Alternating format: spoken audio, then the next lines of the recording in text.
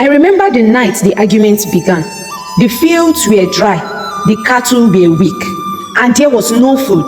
People whispered in fear about the famine, saying, "Oh boy, if this goes on, hunger go finish us." That was when Ishaku decided we had to leave. I worked for Ishaku, taking care of his flocks, and I was there when he told us we were heading to Jera, where there was still food and water. Everyone hoped we would find relief, but when we got there, things became complicated. The trouble started with Rifkatu. She was beautiful, so beautiful that men couldn't stop staring. It made Ishaku nervous. He said Rifkatu wasn't his wife, but his sister. At first I thought, why would he say that? Then I realized it was fear. Ishaku was scared the men of Jera would kill him to take Rifkatu for themselves. I didn't like the lie, but we all obeyed. For a while it worked. People admired Rifkatu, but they didn't bother Ishaku. But lies never stay hidden for long.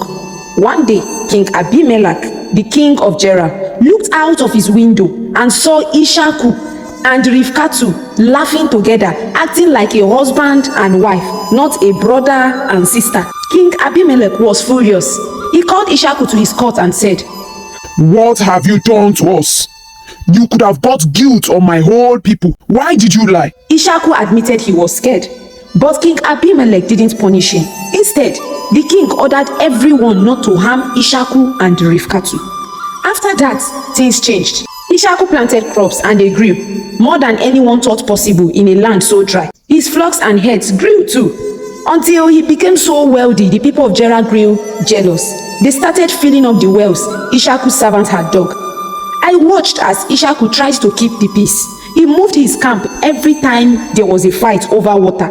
He would dig a new well, and when people argued, he would move again. I thought he would eventually give up, but he never did. Finally, we reached a place where no one argued over the well. Ishaku called it Rehoboth. While all this was happening, life was changing for Isua and Yakubu too. Isua married two local women, Judith and Basma. They were Hittites, and I remember Rifkatu didn't like them. She said their ways were different from ours, and it made her heart heavy. Yakubu, on the other hand, didn't marry right away. He stayed close to his mother and father, and I heard Rifkatu saying she wanted him to marry someone from her own family back in Padam Aram. She didn't want him to follow Isua's path. Later, after we settled in peace, King Abimelech came to Ishaku, bringing his advisors. They made peace, saying, "We can see the Lord is with you. Let's make a treaty so we won't harm each other." Ishaku agreed, and they shared a feast to seal their promise. Looking back, I see how strange it was. The famine, the lie, the fights over water, and even the tension between Isua's wives and Rebecca. But through it all, Ishaku never stopped trusting. And in the end, he and Rifkatu stayed safe. Their family grew, and we all saw how God provided. Thank you.